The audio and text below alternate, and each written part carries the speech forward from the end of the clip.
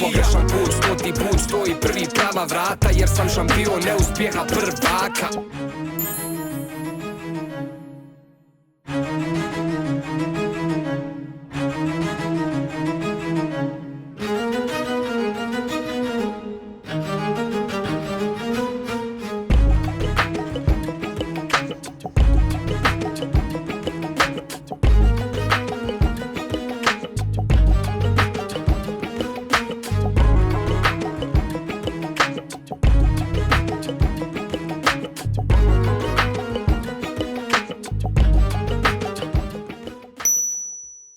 Znači, veliko nam je zadovoljstvo nakon Janice Kostelić u našoj emisiji ugostiti još jednu ženu. Ana Jovanović, bivša tenisačica, svjetski broj 1, osvajačica Roland Garrosa. Hvala ti što si našla vremena za nas. Hvala vama, Slavene. Čast mi je da budem danas sa vama tu. Nisam imala puno prilike da govorim, tako da mi je zadovoljstvo da podelim ovaj dan. Da, ja siguran da će biti zanimljivo. Da budemo točni, ti si ugostila nas jer se nalazimo u Palma de Majorci. To ti je dom, to smatraš domom sada, tako? Trenutno da, jeste. Da. Ovde deca idu u školu, ovde sad živim, već 5-6 godina u stvari. Ovde sam kupila kuću još 2008. dok sam igrala, ali u posljednjih par godina mi je ovo postao dom. Bravo. Lijepo je, Bože moj. Jeste. I što kažeš, mirnije je dosta, je li? Jeste, i dosta vremena provodimo na polju, što je lepo, jer tokom cijele godine je vrijeme lepo. Imam 3 dečaka, tako da je život vrlo aktivan i sa njima je uvek lakše biti na polju, družiti se. Tako da i škole su odlične, tako da je sve dobro. Bravo, znači već 10 godina si van tenisa i uspješna si poslovna žena, imala si svoju kozmetičku liniju, imate nekakvu IT firmu. Je li, kako danas govore da je i sport neki biznis, je li tako? Je li ti nadomještava onaj adrenalin, energiju? Je li nalaziš to što si imala na terenu i što sportašima fali kad se ostave? Je li to nalaziš kao tu kompetitivnost, natjecanje i u ovome biznisu i u tom što radiš? Ne, mislim da ta vrsta adrenalina ne može da se ponovi. Ne znam kako je u trenerskim vodama, da li može da se nadomesti taj osjećaj, ali taj osjećaj kada igraš na centralnom terenu i kada igraš velike turnire, jednostavno ta vrsta adrenalina ne može. Taj pritisak i tako. I zbog toga se u biti mnogi, čak većina sportaša, se na neki način čak i boji ostaviti, boji prekinuti karijeru, jer mu fali i taj pritisak, fali i onaj raspored koji imaš od mali nogu, rutina. Ali ti si rekla, ti par puta kad bi se pojavila, ti si rekla da se ti ostavila ovako i da ti u biti ne fali. Pa, naravno nije bio lak korak i nije bilo lako ostaviti tenis, jer ipak od 5. godine je to moj život, moja prva ljubav, nešto što sam stvarno voljela i u čemu sam bila vrlo dobra, da kažem.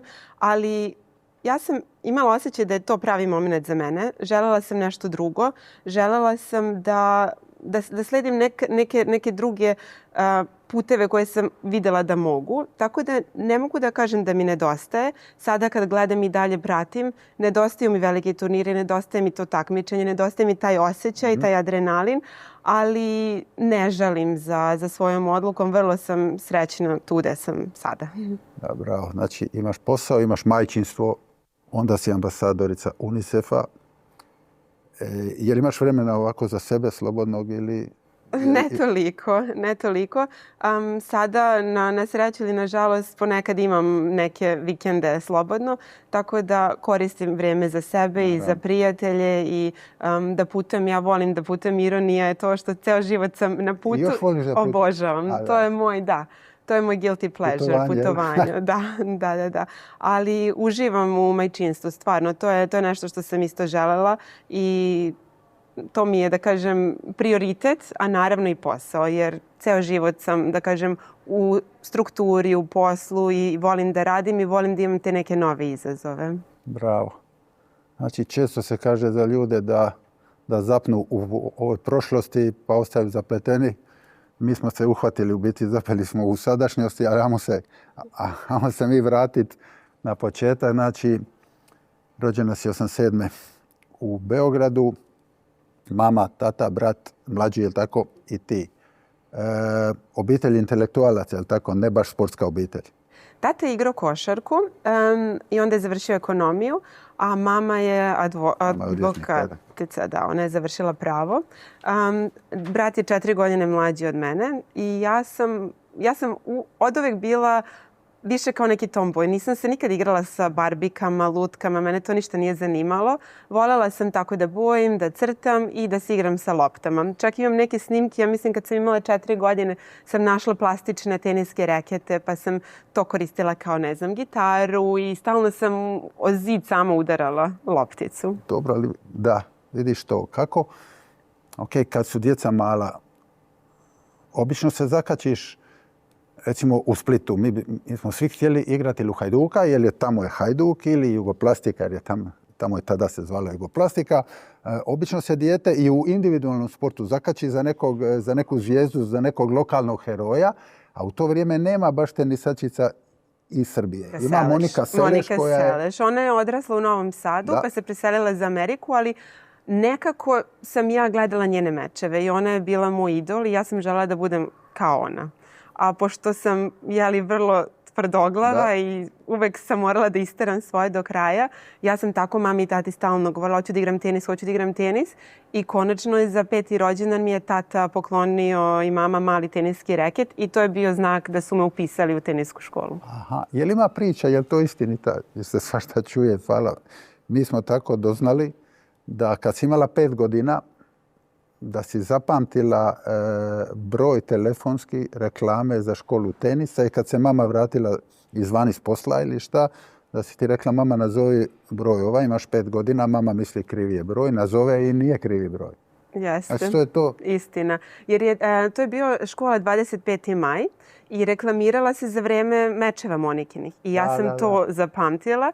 Uvek sam imala vizualno pamćenje i onda sam rekla mami da nazove. I tamo sam krenula. Tamo sam trenirala prvih mjesec dana u dvorani i odatle mislim da imam neke kasete starih snimaka. I onda sam se preselila na 11. april koji je bio klub bliže Zemunu gdje sam živjela. Znači, tenis je... Sve. ali u sređenijim zemljama i u boljim vremenima sada nego što je bilo tad u Srbiji, to je jedan sport koji zahtijeva predanost, koji zahtijeva angažman cijele obitelji. Znamo preko Đokovića i preko Ivaniševića koji su bili naši gosti. To su one varijante malo i sulude, one all-in varijante. Ali ako maknemo to sa strane, znaš, u klubu ti je sve garantirano. Ovdje ti obitelj, sve morate sami raditi.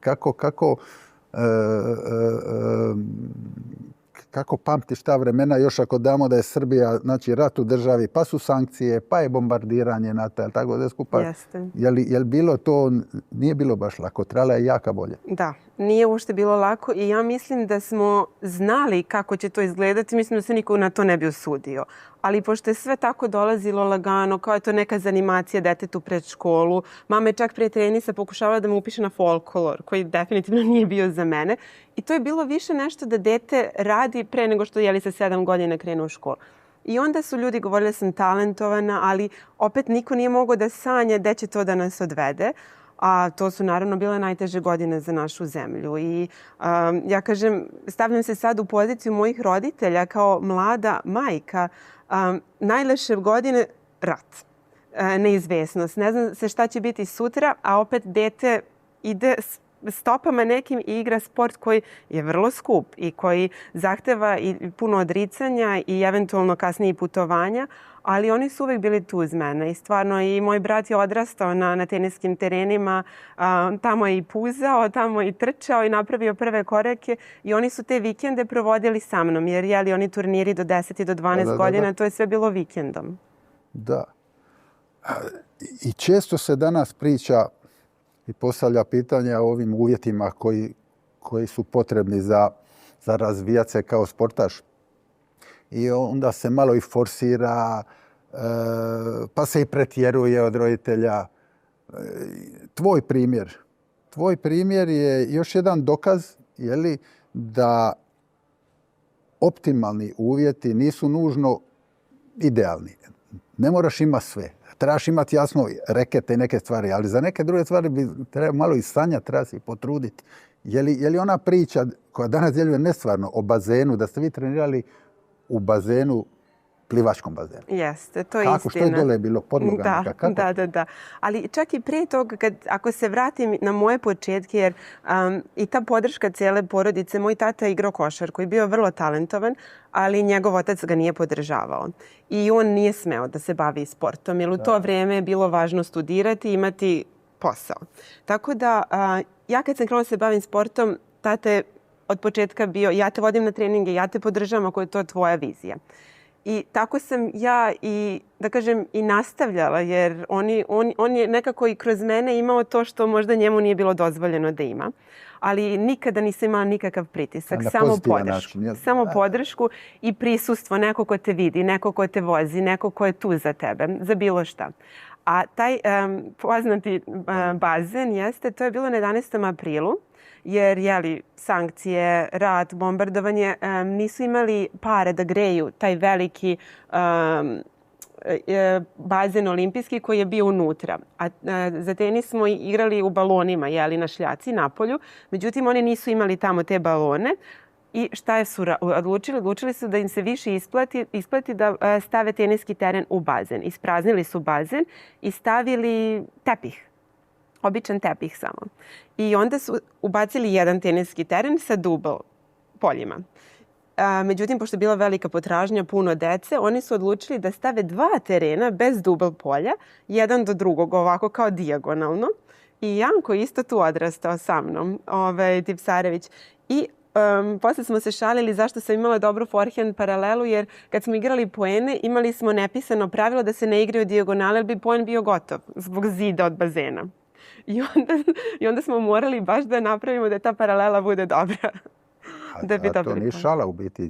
Jel misliš da ti je zid bazena kao neko mjerilo, granica neka da ti je pomoglo da ta paralela bude sigurno. u biti? Jeste sigurno zato što pošto nisam mogla da igram dijagonalu, znala sam da će moj protivnik već da se pomera ka paraleli ili ka sredini. I onda sam ja željela da ta paralela bude što bolja, da bi napravila poen. I to mi je pomoglo i za tu preciznost. To je strašno. Znaš, u biti tebe, kad kažeš plivački bazen, tebe to asocira na tenis, jel? A ne na plivač. Da. To je genijalno, jel? Viš ti šta je to.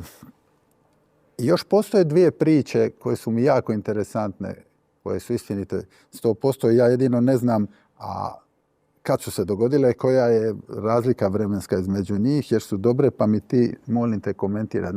Koje pokazuju s jedne strane i ljubav, empatiju, osjećaje, a s druge strane isto tako i zrelost, i jasnoću, i ambicioznost. Znači, jedna je priča da si rekla roditeljima, tad su bili bonovi u državi za hranu, za ovo, za ono, da si rekla da ne želiš da se ti bonovi koriste za tvoj tenis, nego za nešto što je potrebnije obitelji. Da, to je istina. To je bilo za vrijeme bombardovanja i bili su bonovi za benzin. I na meni klub nije bio previše daleko, ali opet 2-3 puta, neki put 2 puta na dan, neki put svaki drugi dan. I ja sam rekla tati da oni ne troše te bonove na mene, nego da mi idemo na trening biciklom. Pošto nismo mogli peške, bilo je daleko. Zemun, Novi Beograd. Da, baš tako. I sad smo seli mi prvi put na taj bicikl. Ja sam imala neki BMX, čini mi se. I tata nije imao veliki bicikl za sebe, nego smo imali neki poni. Ne znam da li se sećate. Ponica, Da. I ta ponica morala da se digne skroz sedište visoko, pošto tata ima 1,95 m, jeli? I to je svakako već izgledalo mnogo smiješno, tata na tom biciklu. I on je teo da mi pomogne, pa je nosio još moju torbu. I u jednoj ulici su bile šine neke koje su prelazile preko ulice. I baš u tom momentu su kola neka nilazile i tata se okrenuo da vidi da li ja idem za njim, da li je sve okej.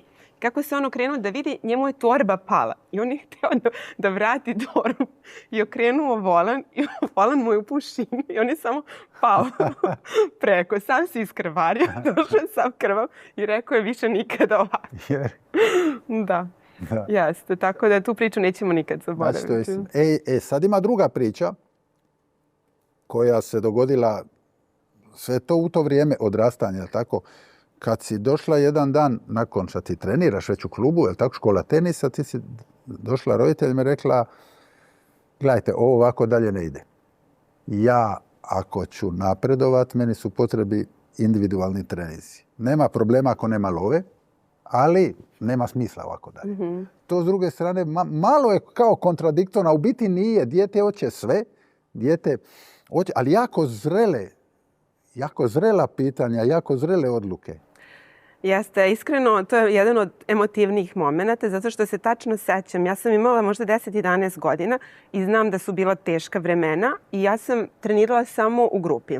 A bila su druga deca koji su trenirali individualno i ja sam videla da oni više napreduju, da oni bolje igraju i ja sam smatrala, pošto već tu decu u grupi sam već pobeđivala i htjela sam da idem sa starijima i više da napredujem. I ja sam par puta već pitala mamu i tatu da li ja mogu da idem na te individualne treninge. Oni su rekli, znaš, Ana, to je mnogo skupo, mi to ne možemo i sve to. I taj jedan dan ja nikad neću zaboraviti. Ja sam došla, mama je kuvala ručak ili večeru, ja sam došla do nje u kuhinju. Rekla sam, mama, ja moram tebi nešto da kažem. Ja želim da treniram individualno, ali ako vi mislite da nema pare za to, onda bolje ja da prestanem jer vi bacate pare. Jer ako ja nastavim da treniram grupe, vi dalje plaćate, a ja ne napredujem. Tako da to nema nikakvog smisla i svrhe. I ja se sećam, mama me pomilovala po glavi i rekla, dobro Mila, vidjet ćemo. I sljedeće nedelje ili već sam krenula na individualne treninge. Svaka čast. Jesu li u tom trenutku oni odlučili prodati kuću, kupiti manji stan da bi te suportirali? To je bilo malo kasnije.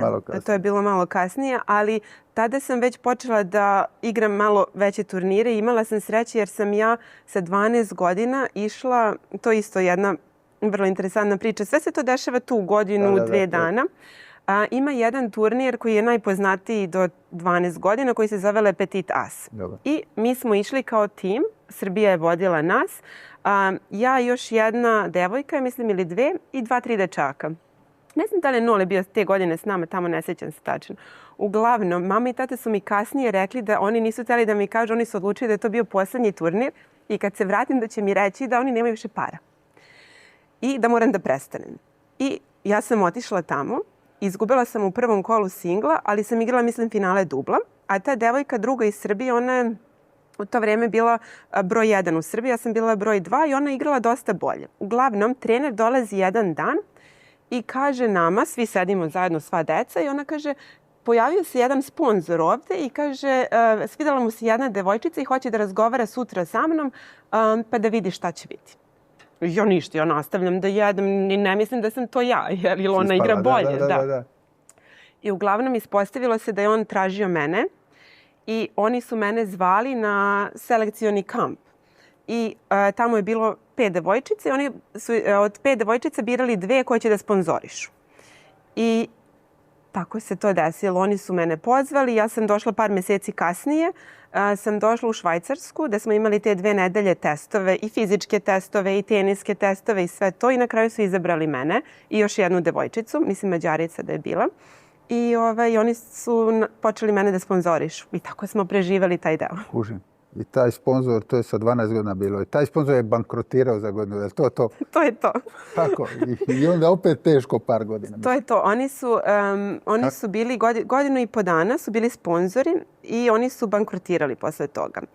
Ja sam tu već počela da igram neki juniorski, već sam počela da imam neke rezultate. I onda se desi da prijatelj od mog trenera Vraneša s kojim sam trenirala u Beogradu je išao u Švajcarsku, radio kao trener i on je upoznao nekog čoveka koji je investirao u različite sportiste. Mislim skijaša, Formula 1 i tako. I hteo je tenis i kao eto, pa nek dođe Ana da ja nju vidim.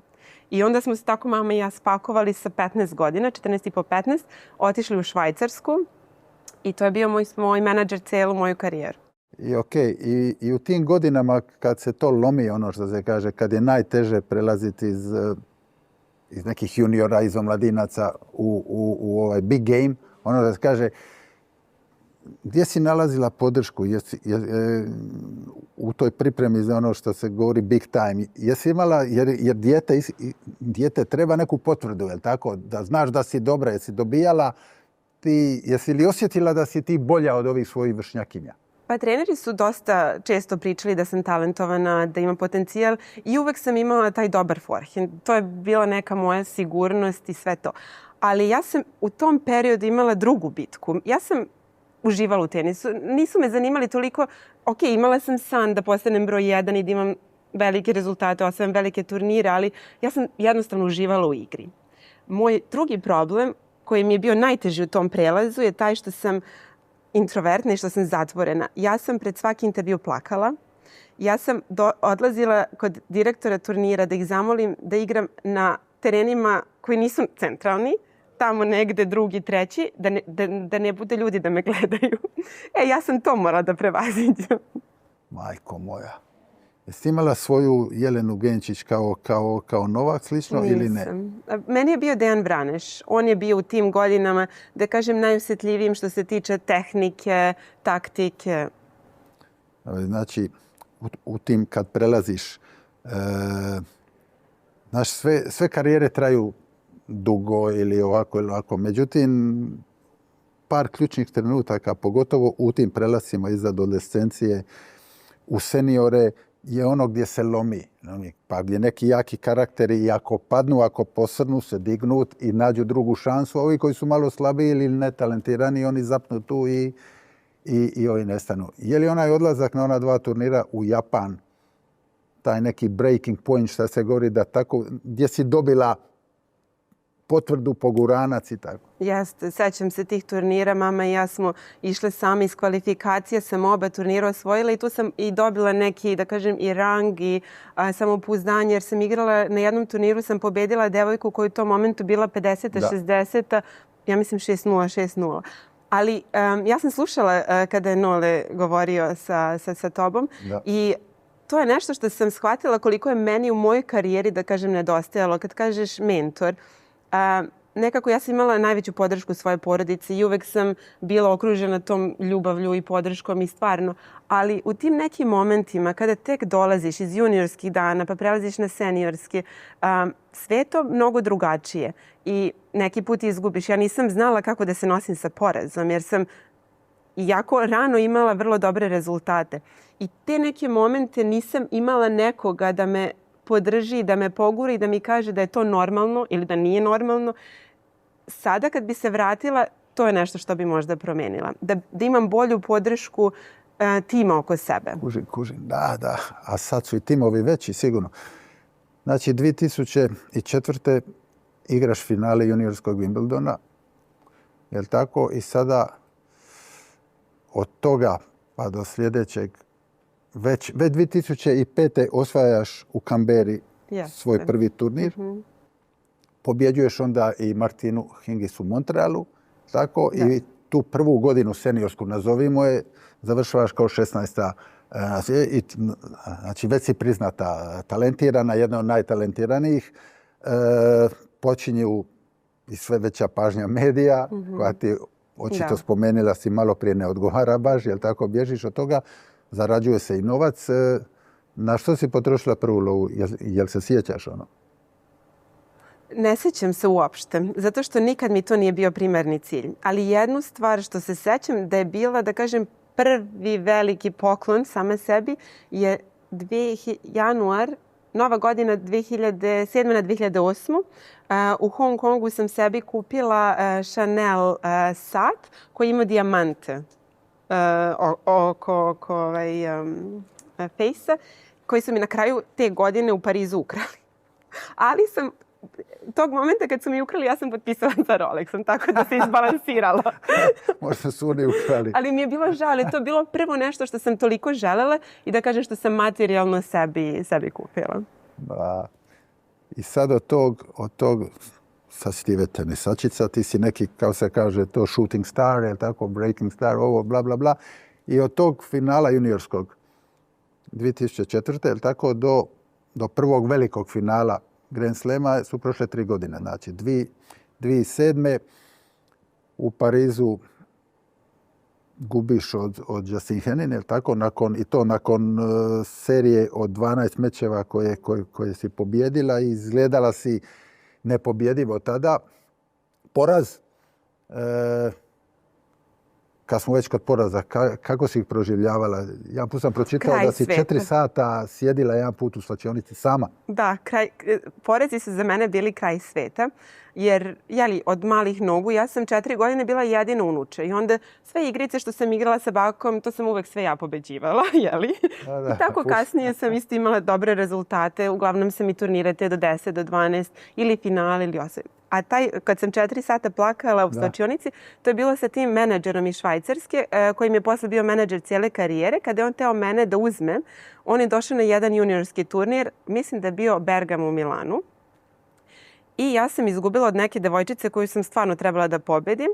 I ja sam mislila to je to, kraj svijeta, on će sad odustati da me sponzoriše, a ja onda nemam kud. I ja sam se uplašila da izađem iz slačionice. Ja sam 4 sata provela zaključana u slačionici plačući. Dok mama nije kucala i rekla, on je otišao u hotel. Onda sam izašla, da. To je isto odgovornost velika, u tom trenutku šta ti osjećaš i to je razlog tome. I nakon tog poraza ima još jedan poraz u Australiji, tako? Od velikih, govorim od ove Šarapove. Ali to je prvi put da si pobjedila Venus Williams tamo. Yes. To je povezano.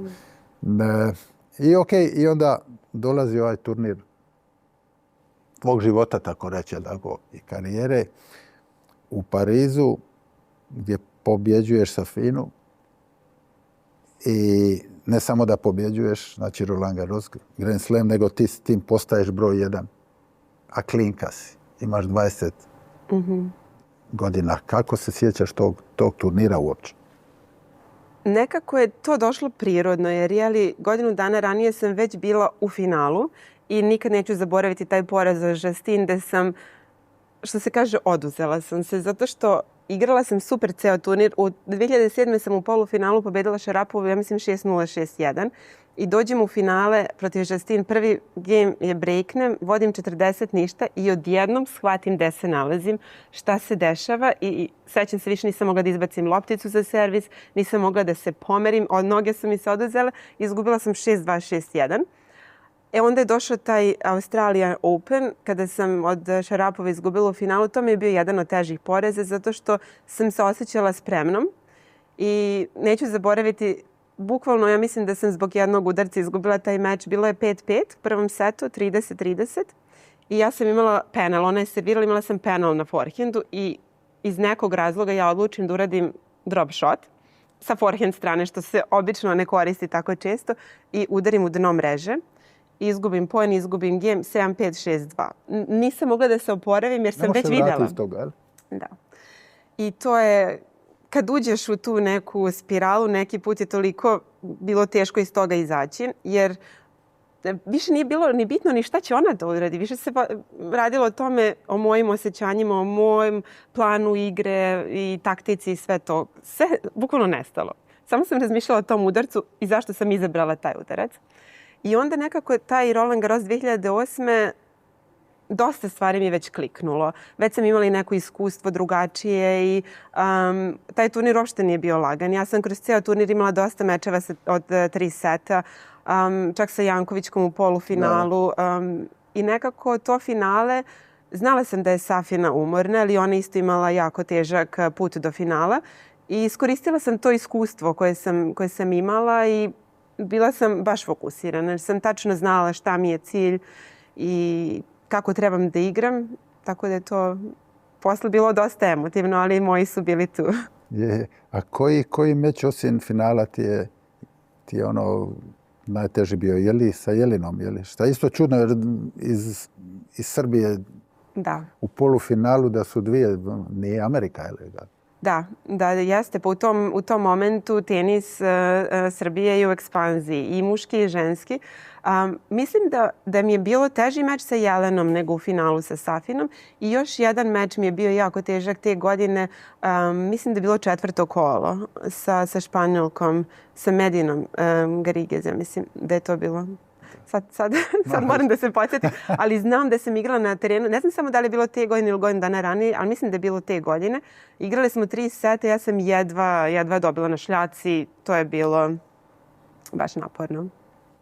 Znači imaš 20 godina, osvaja se Roland Garros. Jel se sjećaš onog dočeka u Beogradu? Kako ne? Vjerojatno je to, znaš šta, razmišljao sam, vjerojatno je to onaj trenutak kad postaješ lagano svjesna što si napravila i što to znači ljudima u domovini, pogotovo u ovom sportu koji je individualan. Znači, u našem je drugčije. Mi recimo, nogomet, košarka, kad je kolektivni sport, ti s tim navijačima živiš. Oni navijaju za tvoj klub, pa te kritiziraju kad se izgubi, ali ih osjećaš. Ti ovdje igraš tamo negdje u Parizu, dobiješ, osvojiš i odjedanput te pola grada čeka u transu, jel? Da. Ali onda i srce ovoliko. Jeste. I to je jedina stvar isto što mi je možda žao, što nisam imala nikad turnir kući. Da. Što nisam nikad igrala pred svojim navijačima. Jer ja mislim da je za svaku sportistu to vrlo poseban osjećaj. Tako da, kao što kažeš, ta konekcija je bila drugačija. Ja sam znala da imam veliku podršku, ali interakcija nije postojala možda, a voljela bi da jeste. Da. I okej, sad nakon toga dolazi pad, jel tako?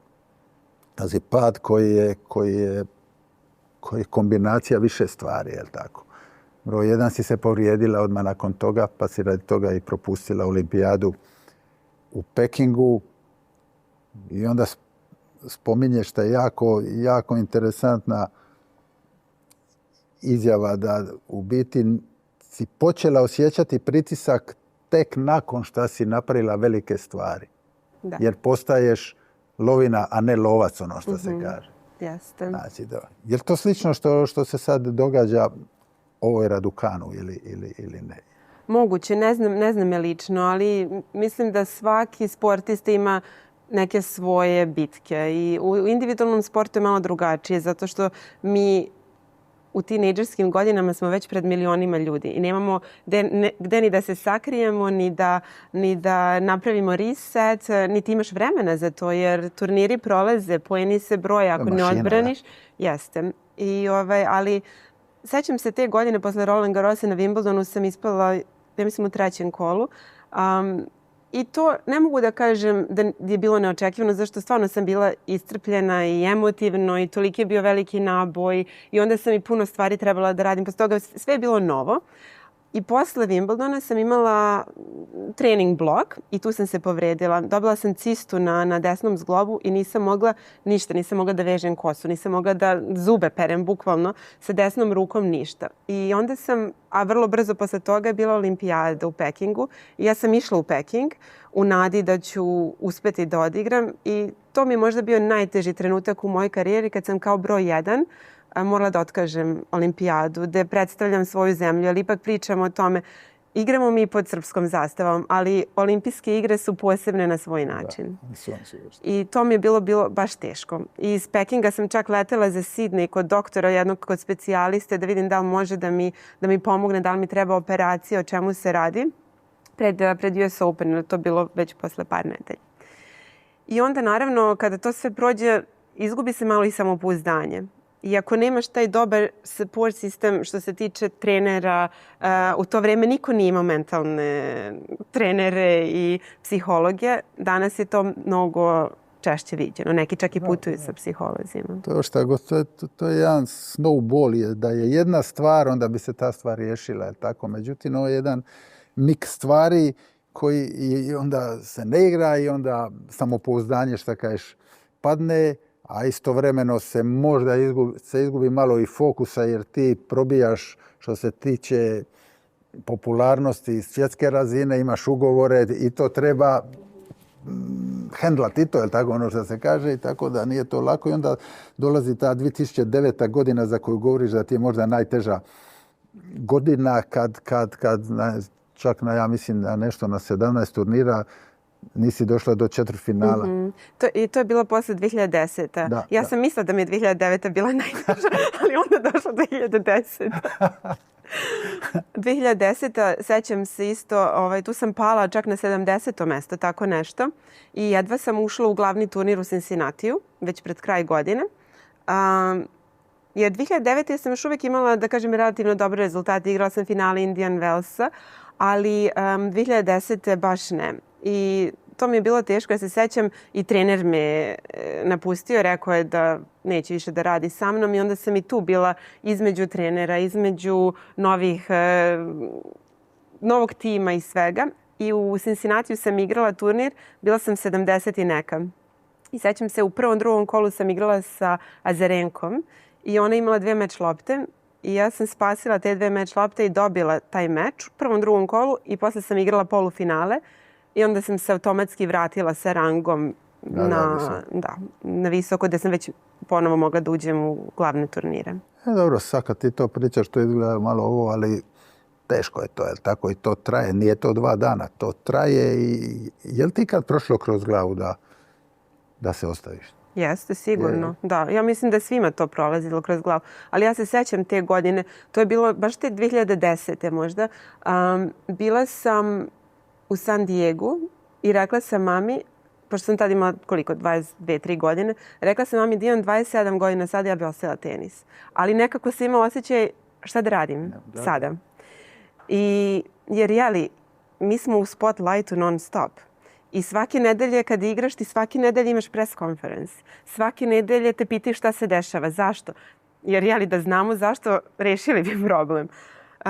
Tako da je jako, jako to emotivno, pogotovo za mladu devojku, da kažem. Da. I onda nalaziš snagu. Gdje si našla snagu da se ipak 2015. vratiš u top 5? Znaš, i da stalno spominješ psihologiju, mentalno stanje kao uzrok i dobroga i lošega, ali tako? A u to vrijeme nema toga u stafu, tako? A ti čitala si psihološke knjige, jel tako? Vjerojatno si tražila rješenje, tražila kako pomoći, kako to prebroditi te stvari. Jeste. Ja sam mnogo voljela, sam žela da studiram psihologiju i dan danas je psihologija nešto što me jako privlači. Ali problem je u tome što opet sve može da se gleda i pozitivno i negativno. I ja sam u nekim momentima ulazila u toliko te, da kažem, teške emocije i psihosomatske i osjećanja i sve. I želela sam i da se sakrijem i da pobegnem i da ne budem u tom spotlightu.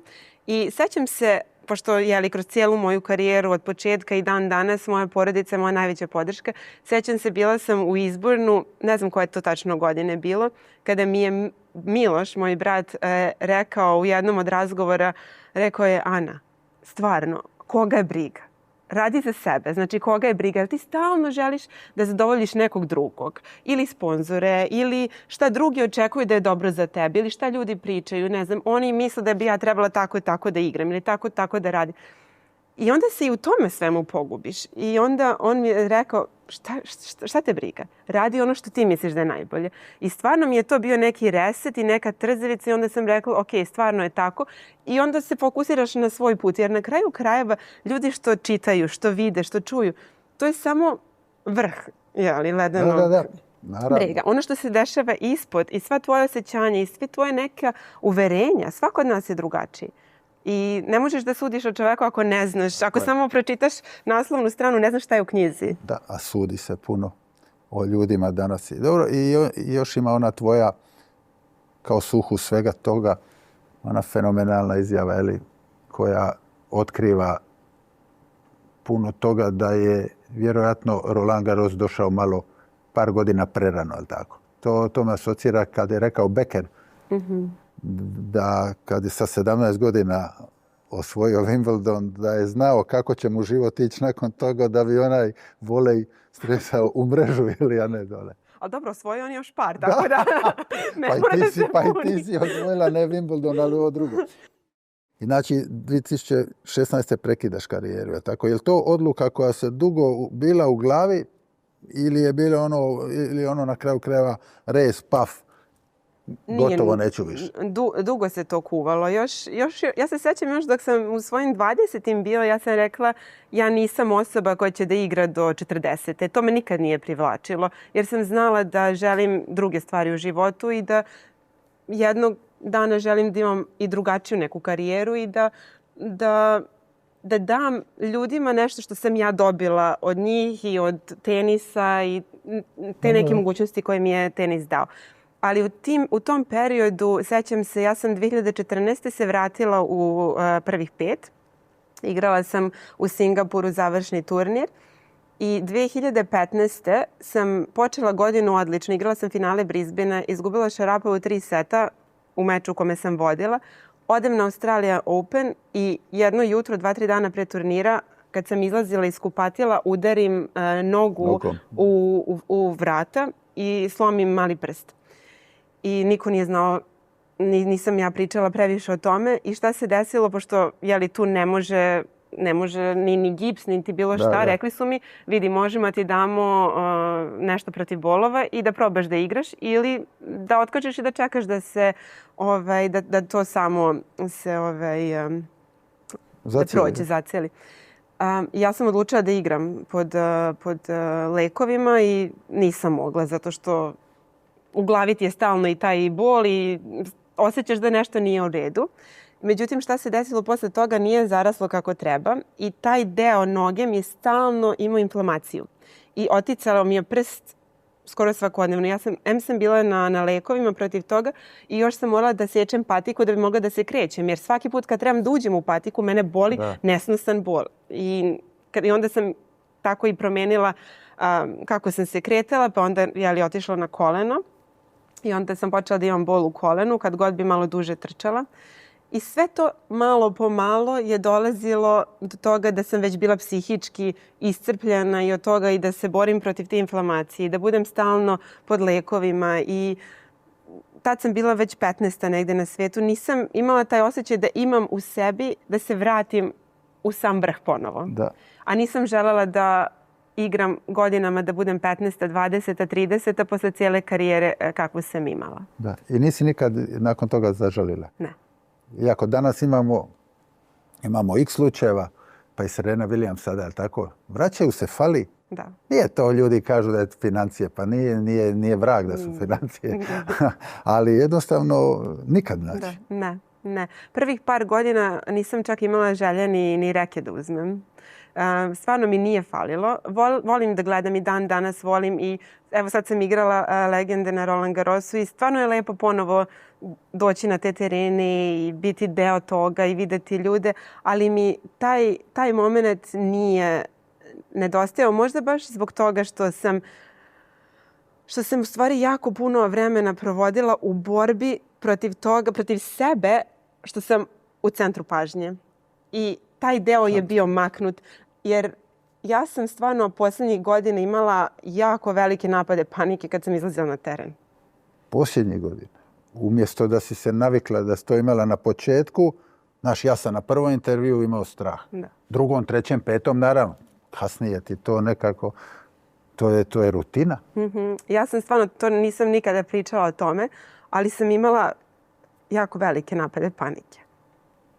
Pa. I onda ljudi kažu šta se dešava odjednom u sred meča padne. A u stvari meni se okine ta panika i više ne mogu jer napadne me strah, sutra moram ponovo da izađem i da igram pred ljudima. Neverovatno, stvarno. Onda si ti strpila strašno puno. Tako da mi nije nedostajalo toliko. Svaka čast, dobro. Sad kad pogledaš, znaš šta mi je malo, nije kontradiktorno, međutim, kad gledam tvoju karijeru, onda ona, znači 15 turnira, Grand Slam, broj 1, nema dalje. To je to, je li tako? Znači, ona je za svako dijete, za svaku tenisačicu koja starta vrh vrhova sam snova. A s druge strane, za jednu curu koja je 20 godina već bila broj 1 i osvojila, jel misliš da se moglo i bolje?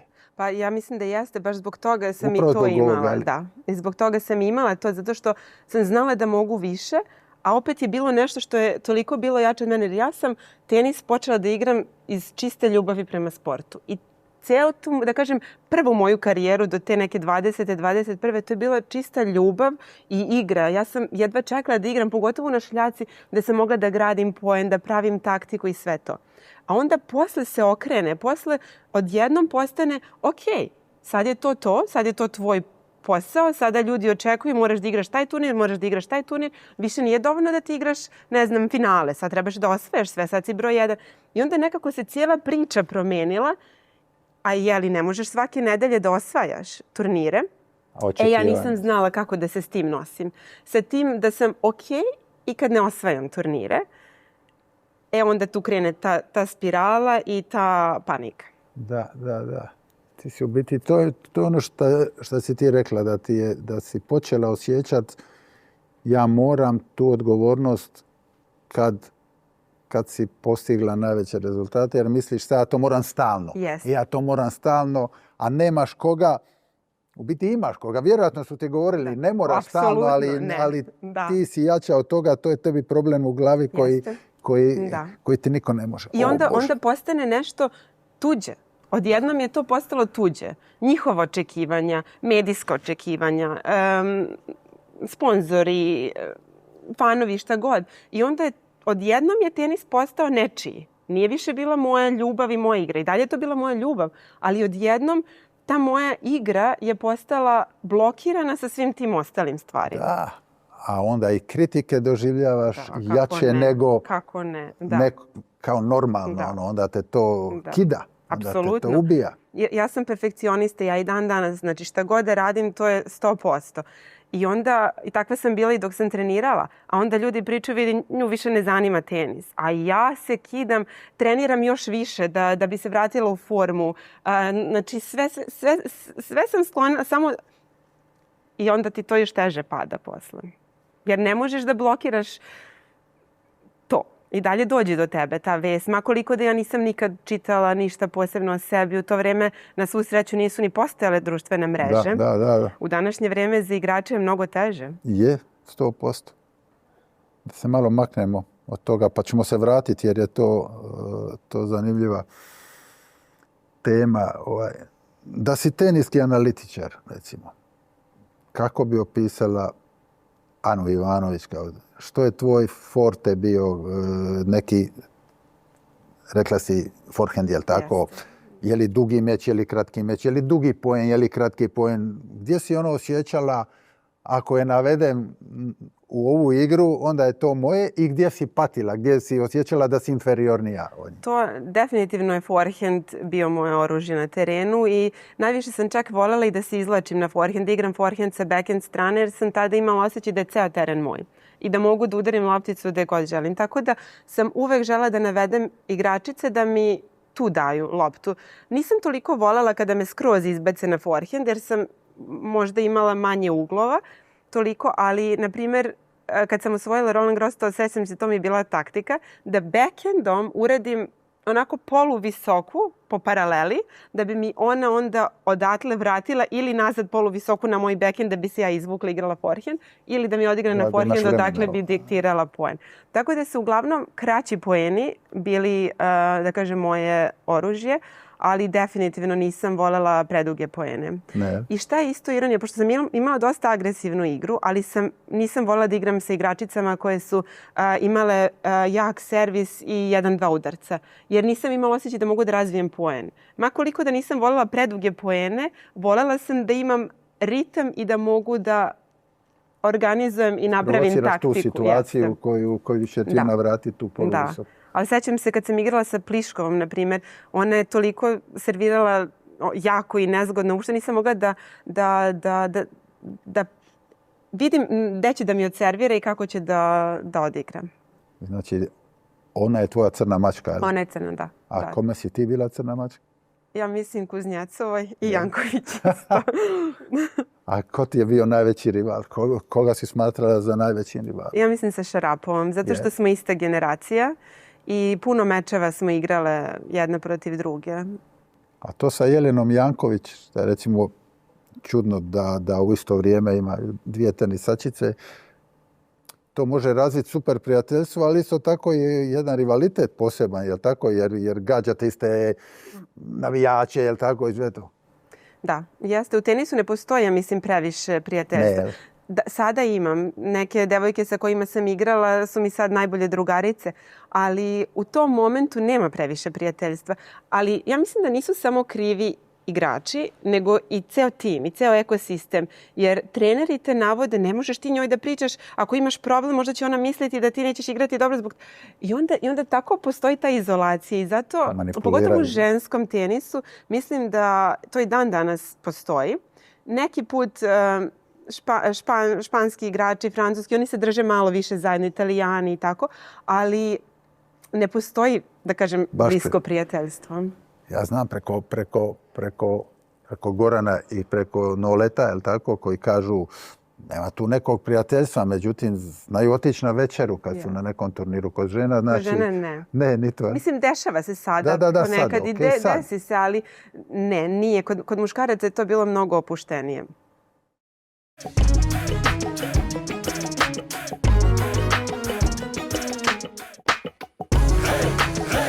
Nikad poraz, samo lekcije. Pogrešan put, 100. put stoji prvi prava vrata, jer sam šampion neuspjeha prvaka.